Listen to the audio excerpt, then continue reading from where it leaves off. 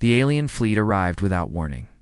Hundreds of massive ships darkened the sky above Earth, their metal bodies glowing with cold blue light. The people of Earth looked up in fear. Cities trembled as thunder rolled through the clouds. The aliens called themselves the Variks. They had conquered more than 50 worlds before. They believed Earth would fall in a single day, but they were wrong. Admiral Korath of the Variks fleet stood on the bridge of his command ship. Watching Earth through the glass window, he spoke in a deep, calm voice. "Begin the strike," he ordered.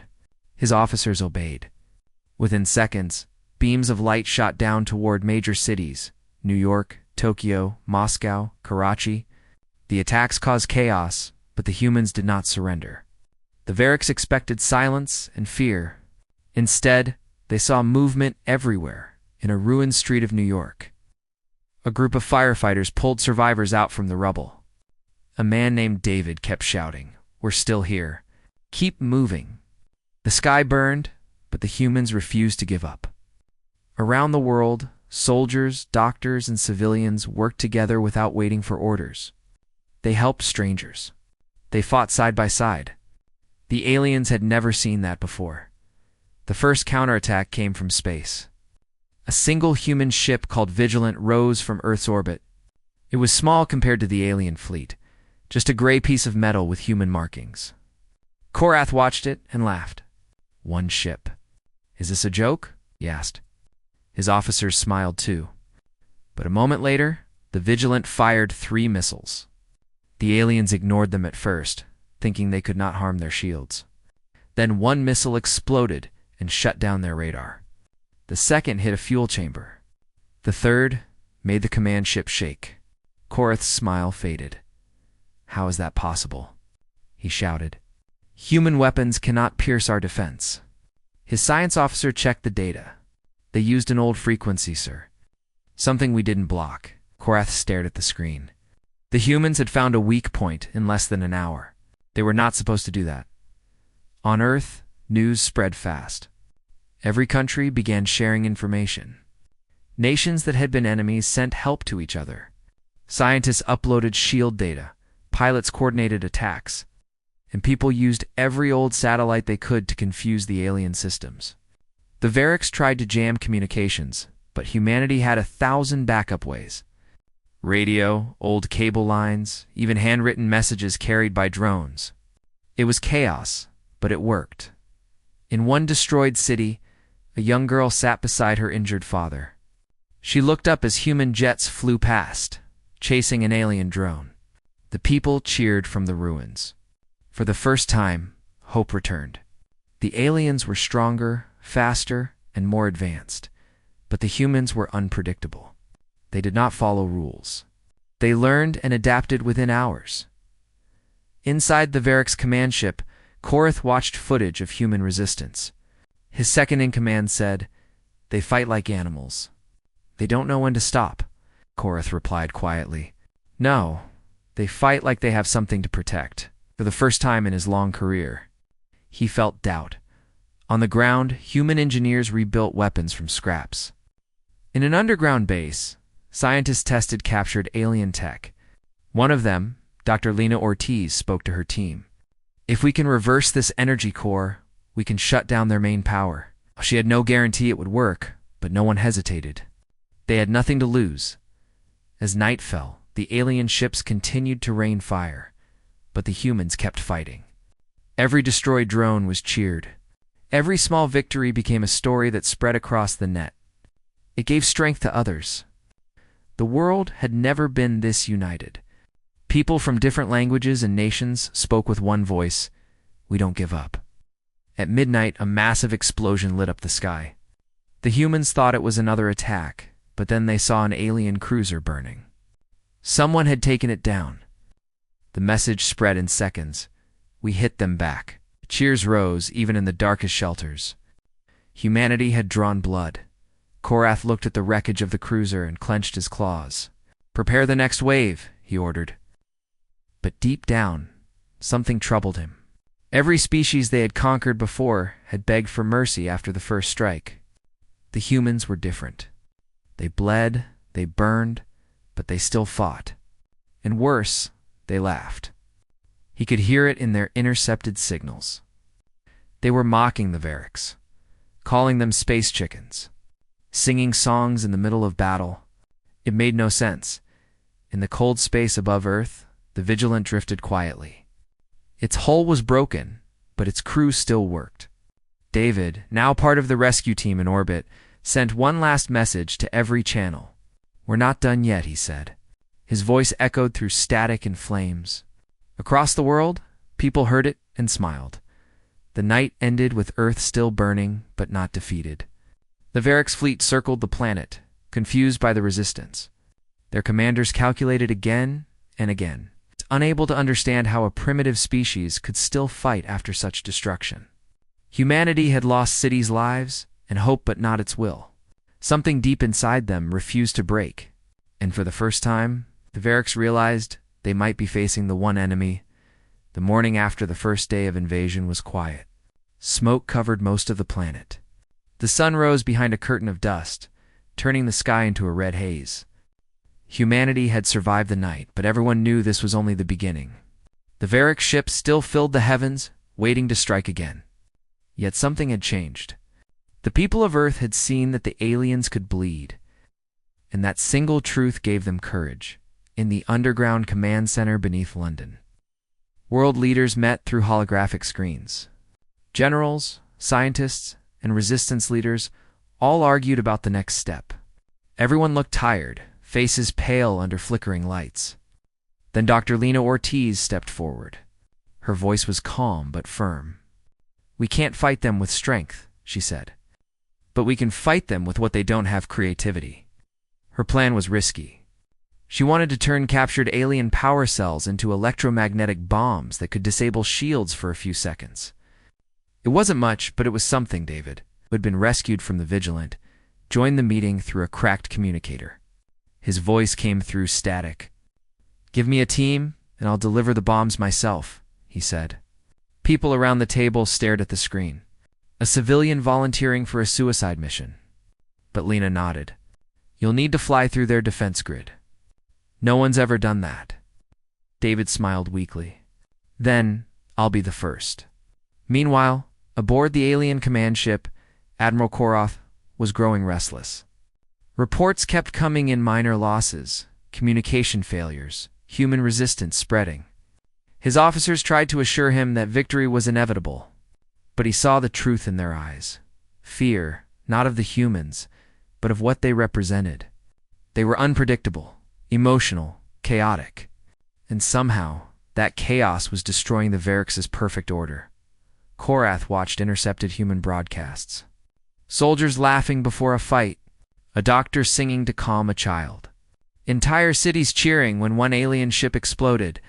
He didn't understand it. Every other world had cried in terror, but Earth sang songs. "They do not act like prey," he muttered. "They act like ... predators." His second in command didn't answer. That night, the humans began Operation Pulse. Lena and her team built 5 electromagnetic bombs using salvaged alien cores. The devices glowed faintly, humming with unstable energy. "If we use them too close, they'll fry our own systems," Lena warned. David strapped one to his suit and replied, "Then I'll just have to be faster than the explosion." Human jets launched from hidden bases, rising through clouds thick with smoke and lightning. Alien drones detected them instantly and opened fire, filling the sky with blue plasma. One by one, human fighters exploded, but more kept coming.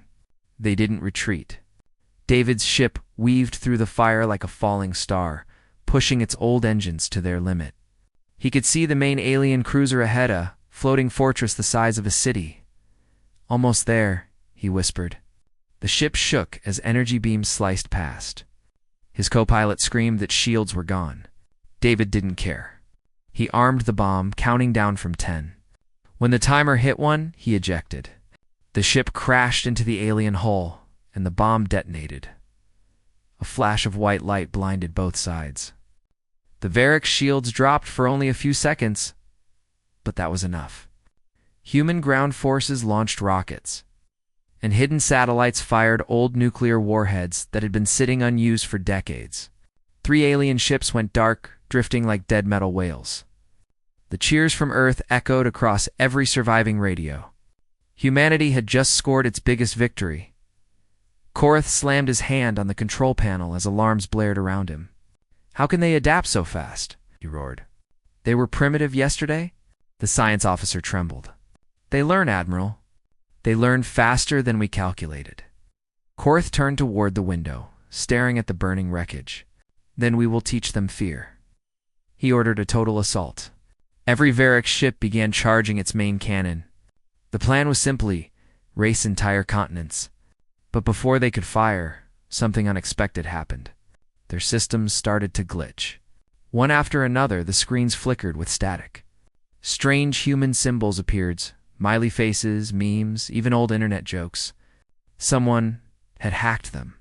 On the main monitor, words appeared in bold letters. "Earth says hello." Laughter broke out in human bunkers as they watched alien broadcasts go crazy. A group of hackers from multiple countries had worked together, using simple codes and old frequencies that the Varric systems couldn't read properly. They shut down targeting systems, looped camera feeds, and sent fake orders between alien ships. It was chaos, and humans thrived in chaos. For the first time, the Varrics lost control of their fleet. Ships collided. Some even fired on each other by mistake. Down below, humans used the moment to strike. Lena watched the explosions through a cracked monitor. "They're falling apart," she whispered. "They can't handle confusion." Korath's voice thundered through the ship. "Enough. Regain control now." But it was too late. The humans had turned the Varrics' own order against them. As his ship trembled, Korath felt something he had never known before: fear. He looked again at the human transmissions, at their songs, their laughter, their will to fight, even when facing death. He realized that his greatest weapon, logic, meant nothing against their spirit. On Earth, people celebrated for a brief moment. They danced in ruined streets, shared food, and sent messages of hope. But Lena knew the fight wasn't over. She looked at the stars where the remaining alien fleets still waited. "They'll come again," she said softly. "And next time, they'll hit harder." David's voice came through the radio, weak but alive. "Then we'll be ready," he said. Humanity had been underestimated once. That mistake would not happen again. The battle for Earth had only just begun. 3 days passed since the first human victory. Smoke still rose from ruined cities, but the fires of hope burned brighter than ever.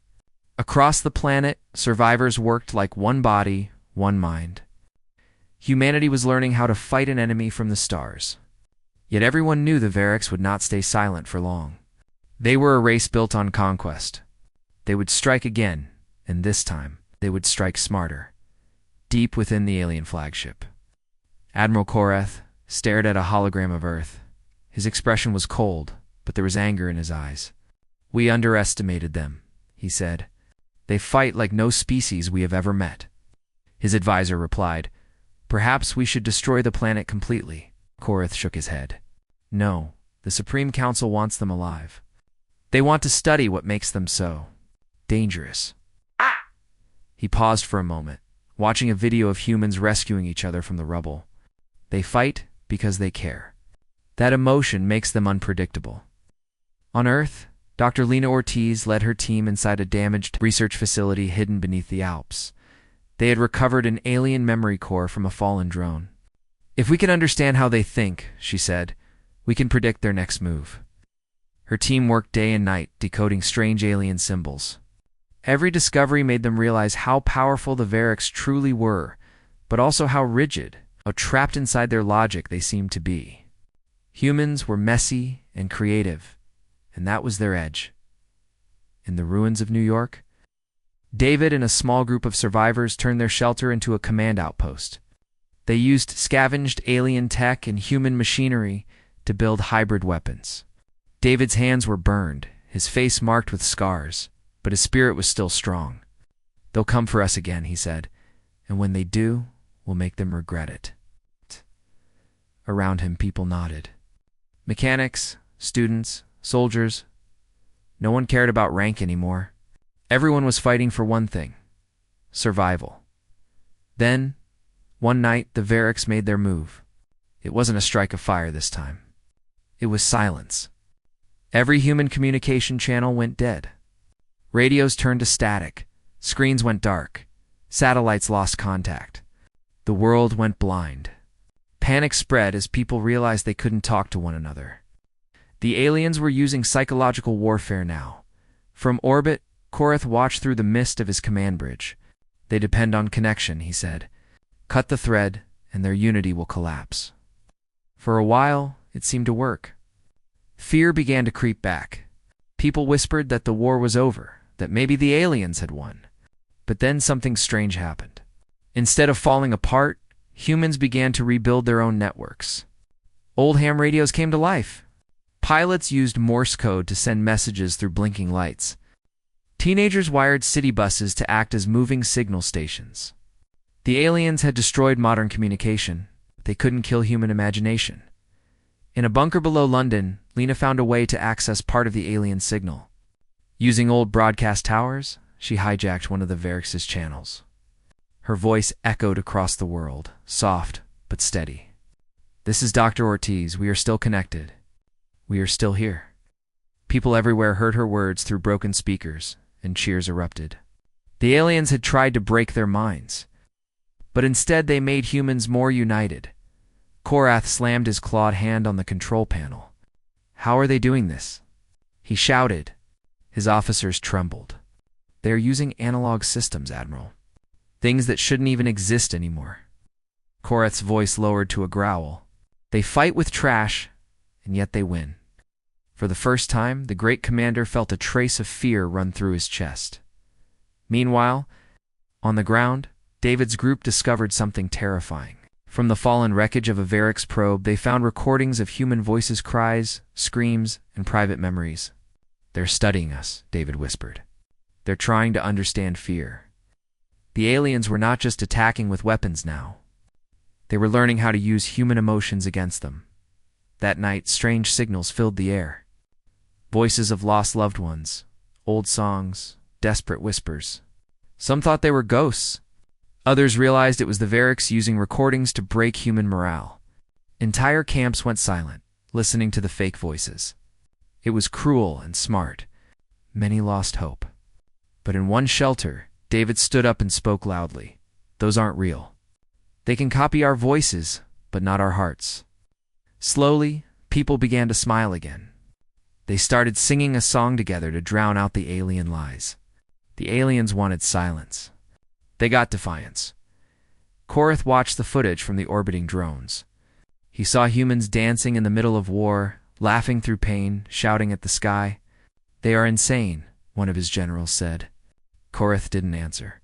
He kept watching, silent and thoughtful. "No," he said finally. "There's something else." On Earth, Lena finally cracked part of the alien memory core. The data revealed coordinates of something massive, an unknown object deep beneath the Pacific Ocean. She looked at her team. "This isn't one of their ships," she said. "It's older." Whatever it was, the aliens were hiding it, protecting it, maybe even afraid of it. Could it be the key to defeating them? As dawn broke, David received Lena's message through a reconnected channel. "We found something," she said. "If we can reach it, it might change everything." He stared at the gray sky above and whispered, "Then that's where we go." Above them, the Variks fleet began to move again, forming strange patterns in orbit. Korath stood on his bridge, looking down at Earth. "They have courage," he said. "Let us see how long it lasts." The battle was far from over, but the game had changed. Humanity had survived every weapon, every trick, and now they were about to uncover something even the Variks feared. The war for Earth was becoming something greater, war for understanding what made humanity. Truly undefeative, the storm over the Pacific Ocean was like nothing Earth had ever seen. Waves rose higher than skyscrapers, lightning split the sky again and again. In the middle of that chaos, a small human submarine named Endeavour moved through the deep. Following coordinates that Dr. Lena Ortiz had found in the alien data core, inside the cramped metal hull, every creak of the ship sounded like a whisper from the dark. No one spoke much. Everyone knew this mission could decide the future of humanity. Lena sat beside the pilot, her eyes fixed on the radar. "We're close," she said quietly. "Another 200 meters?" The crew stared at the screen. Something huge was below them, something not natural. As they descended, the lights of the submarine revealed a massive metallic structure resting on the ocean floor. It was not alien, not human. It was something else. The metal looked ancient, older than any known civilization. They activated a scanner, and strange symbols appeared across the surface of the structure. Lena leaned closer. "These aren't Varex symbols," she whispered. "There's something different." The ship's AI translated one fragment. The message read, "For those who rise from the dust, beware the silent stars." No one understood what it meant, but it sent chills through every heart on board. Up above, in orbit, Admiral Korath received reports about the human mission. His sensors had detected the Endeavor. "They found it," he muttered. "The artifact." His second-in-command looked alarmed. "We cannot allow them to reach it, Admiral," Korath nodded. "Send a strike team. If the humans touch that thing, this war changes." As the submarine reached the entrance of the structure, Lena and her team put on diving suits. They swam into a giant tunnel filled with glowing blue light. Inside, they found tall pillars made of glass and metal, each one humming softly, like a heartbeat. In the center of the chamber stood a single sphere, floating in midair, shining like a miniature sun. Lena felt drawn to it. "This is a power source," she said, "but not Varex. Maybe something that came before them." Suddenly, alarms blared. The ship's radar picked up movement Varex drones approaching fast. "They found us," the pilot shouted. Lena looked back at the sphere. She didn't want to leave it, but she had no choice. "Grab the data and go," she ordered. One of the team members attached a scanner to the sphere, downloading its energy readings. The moment it finished, the whole structure started to shake. The sphere pulsed brighter, as if it had just woken up after a long sleep. Outside, alien drones entered the water, firing plasma bolts that glowed like underwater lightning. The humans fought back with torpedoes, but they were outnumbered. The Endeavor took heavy damage. Lena shouted through the radio, "We're hit. We're losing power."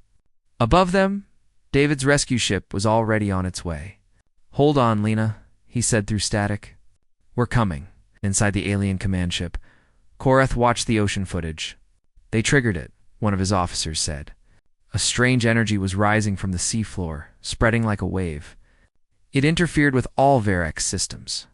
Ships flickered. Weapons went dark. "What is that?" Korath demanded. The science officer replied, "It's a signal, but it's not from our galaxy." The Admiral's eyes widened. So the stories were true. The architects existed. The energy reached the surface, and the storm grew worse. Lightning turned blue, striking the sea in patterns like coded messages. On land, human radio started picking up strange voices. Not words, but tones, melodies that seemed alive. Lena, still inside the submarine, watched as the floating sphere split open, revealing a glowing core with shifting patterns of light. "It's communicating," she said. "It's trying to talk to us." The crew stared, frozen between fear and wonder. The core projected an image into the water, a map of the galaxy, filled with thousands of lights. Many were red, some blue. One pulsed near Earth. Lena realized what it meant. "It's showing us every world the Varex destroyed," she whispered. "And maybe how to stop them." Before they could react, an alien torpedo struck the Endeavor. The explosion threw everyone into chaos. Water rushed in, alarms screamed, and the lights went out. Lena grabbed the data drive and shouted, "Get to the escape pods!" As she swam toward the hatch, she looked back one last time. The glowing core of the sphere seemed to watch her. Then it released another pulse, brighter than the sun, knocking every system on Earth offline for exactly 7 seconds. When David's ship arrived, the storm had ended. The ocean was calm to calm. They found Lena unconscious but alive, holding the drive. Around them, alien drones floated dead in the water, their systems fried. David pulled her aboard. "What happened down there?" he asked. Lena opened her eyes slowly. Something woke up, she said softly. And it wasn't just a machine. In orbit, Korath's flagship drifted through static-filled space. Every system was damaged. His officers panicked, but he stood still, watching Earth. So the humans found the architects, he whispered. Now this war is no longer between us.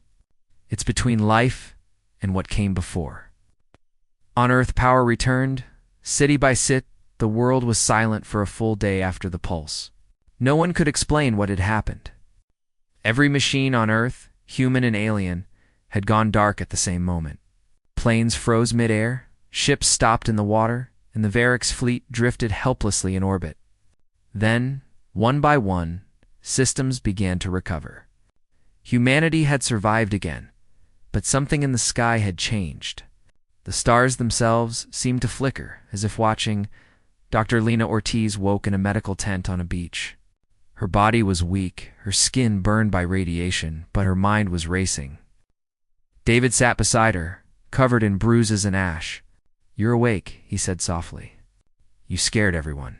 She tried to sit up. "The data drive," she whispered. He handed it to her. "Safe and dry. But what did we wake up down there, Lena?" She looked toward the horizon where the ocean shimmered with faint blue light. "Not a weapon," she said. "Something alive." Far above Earth, Admiral Korath's ship floated in silence. The Varix fleet had lost a third of its strength from the pulse. Many systems would take weeks to repair. His officers stood in fear as he examined the readings. "This signal," he said slowly, "is not human. Not Varix. It is old. Older than light," he turned to his science officer. "Send a probe into the upper orbit. Find its source." The officer hesitated. "Admiral, if the legends are true, do it," Korath barked. "We are not running from ghosts." The probe launched, spinning into deep space. Hours later, its signal returned, then abruptly cut off. Before the transmission died, one image reached the flagship. A massive object drifting between the stars. Its surface was covered in moving light, like veins. The scale was beyond imagination, bigger than moons, shaped like a sleeping giant. Korath stared at the image. "The architects," he said. "They were not myths on Earth." Lena and her team worked to decode the data from the drive. The alien sphere had recorded messages, holographic fragments from the architects themselves. When played, the room filled with light and a deep voice echoed, not in words, but in meaning that everyone somehow understood. "We built life to continue the light.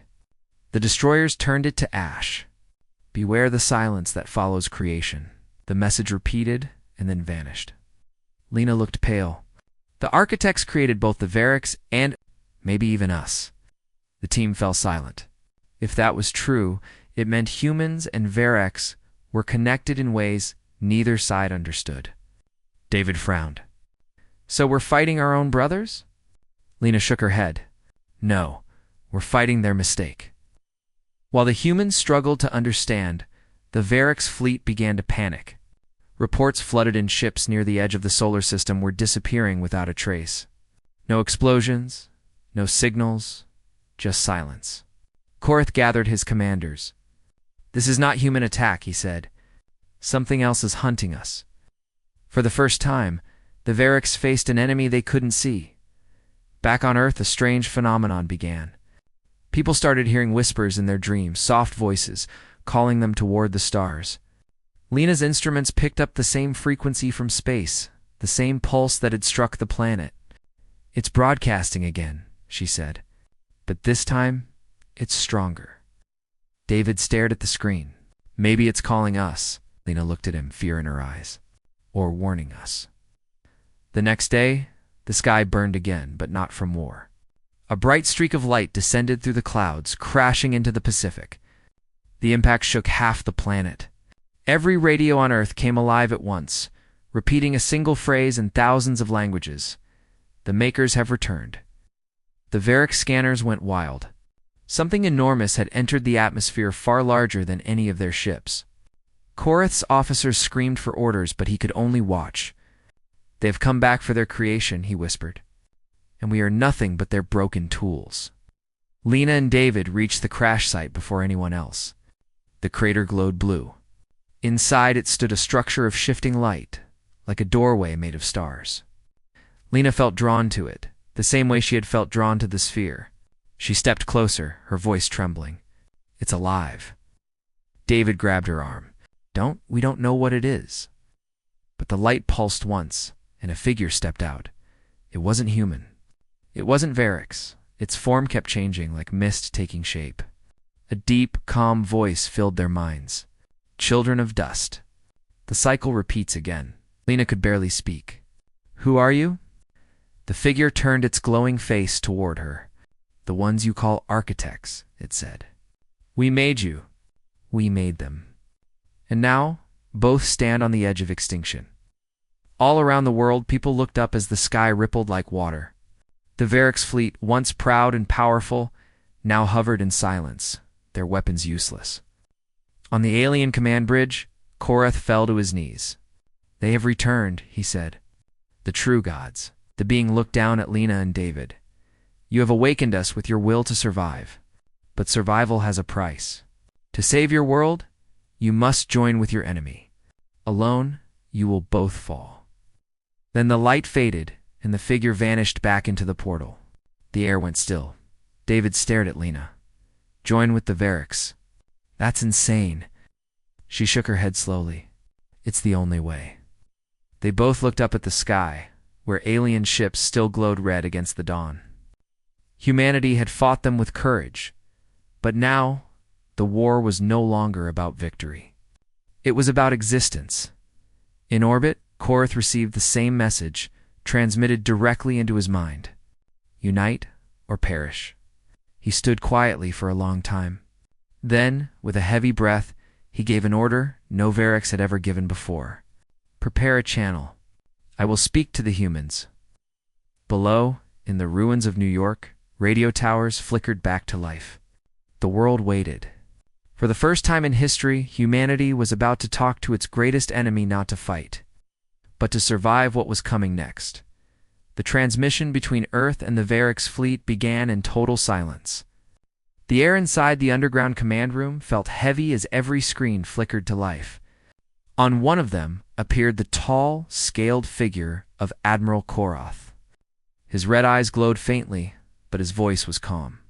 "Humans," he said, "we have fought. We have killed. But now something greater has awakened. The architects have returned. We both face extinction." The room went quiet. Generals, soldiers, and survivors stared at the screen in disbelief. Then Lena stepped forward. "If this is a trick, Admiral, I'll end it myself," she said. Korath bowed his head slightly. "It is not a trick. We need to talk."